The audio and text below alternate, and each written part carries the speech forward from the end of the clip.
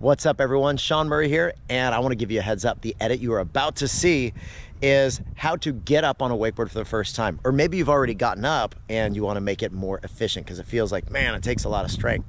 It really doesn't. There's a ton of different ways you can get up, and I'm not going to say any way is wrong, but there are definitely ways you can put less effort into getting up on a board. And so I'm going to take you through a couple different ways. The first way I'm going to explain, I'm standing out on my dock and I go through some of those key those 3 tips actually is what I'm going to give you guys.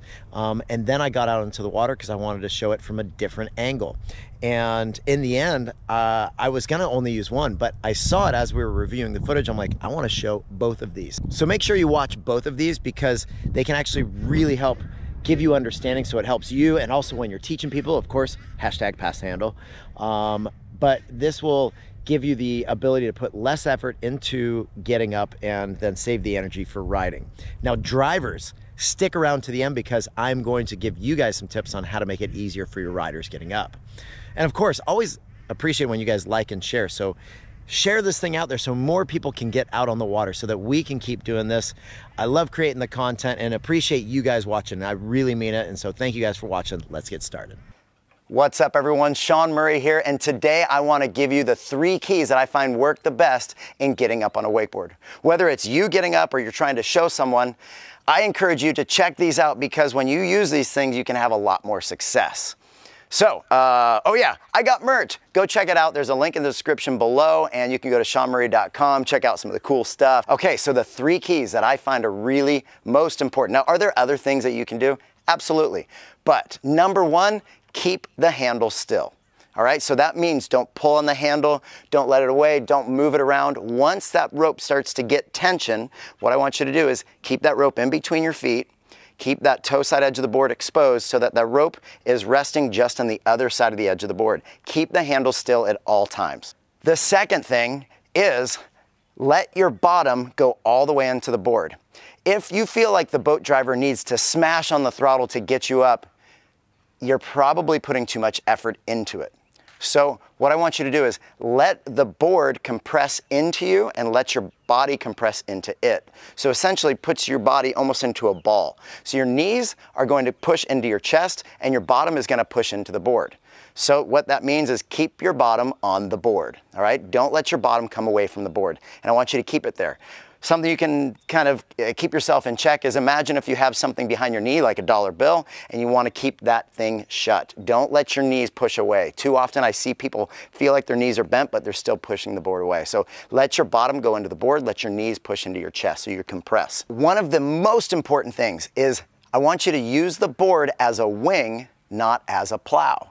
Okay? So what that means is as the board compresses into you and you compress into it, keep that handle still, but let your upper body kind of roll forward so that the board goes underwater.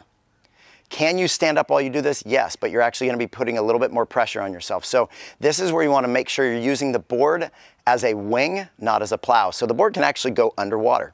As long as your toes are slightly higher than your heels, the board will continue to fly up. Now, if they're way higher, you're going to push water and hundreds of pounds goes into that rope. So if you let this board compress into you, let your upper body roll forward, let your hips come underneath your shoulders a little bit more, that's going to allow the board to fly like a wing through the water, and then it will slowly rise to the top. Keep the board sideways. Don't try to point it like a ski. That's not the best way for this thing to go. Can you do it? Yes, but it's not the most efficient. So once again, I'll say there's all sorts of different things that you can go and do to get up on a board, and people can still use those. But I just find that these are some of the most efficient ways to get up. So keep the handle still. Let your body compress into the board so you keep your bottom on the board. And then use the board as a wing, not as a plow. Once that board flies to the surface, continue staying sideways. Once you've broken the surface and the boat has enough speed, then you can begin to engage whichever hip you want to be in the front. Don't pull the handle to the hip, rather keep the handle still. Lean against the line and put your lead hip against the handle. And the way that I compare it is if you're kind of standing there holding a baby on your hip, you put your hip out to carry the weight of the baby. So what you're going to do is the same thing, is lean your shoulders back, put your hip up into the handle so that you connect your core into the handle. Okay, so to start, just kick on your back. Don't point the board like a ski. You don't need to do this, right? So what you want to do is just both hands down, not baseball grip, because this is gonna want to make you pull, but go ahead and just keep both hands down, apart, together, doesn't matter. As the boat begins to go, keep the handle still. Don't pull, don't move it to the side, don't go too far forward with it, just keep the handle still at all times through this whole process. As tension goes into the rope, let yourself compress. What people try to do is they think you need to pivot, push the board out, point it straight. You actually want to go ahead and let the board push into you. So your knees go into your chest. Your bottom sits on the board. So this is where you want to go ahead and keep your bottom on the board.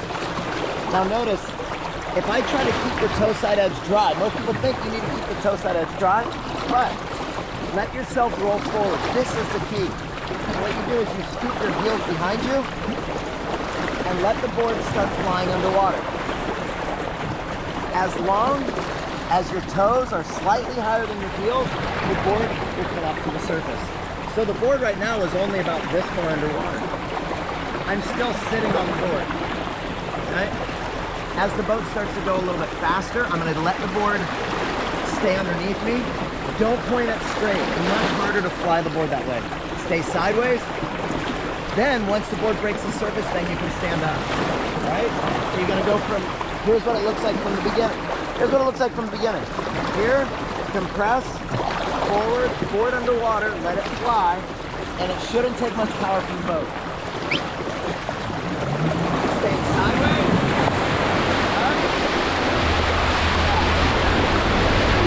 When you go from this position of sideways to standing up, all you want to do is just lean against the line and stick out your front hip. Of course, put your shorts down. Don't pull the rope to your hip. Keep the handle still. Leave it where it is. Lean your shoulders back, put your hip into the handle. So when you're sideways, stand up, lean back. It's kind of like you're sticking a baby on your hip where you stick your hip up. So that's what you're doing is you're arching your lower back, shoulders against the line, put your hips connected into the handle. This is a good riding position. From here you can go check out the 3 fundamentals to wakeboarding. You can go see that in another edit. Always appreciate it when you guys like and share. If you guys have any questions or comments, you can do that below. Hey, go hit that subscribe button if you haven't done that yet. Hit the notification bell. So let's just go out for a fun set. The lake is looking sick right now. I'm gonna go ride.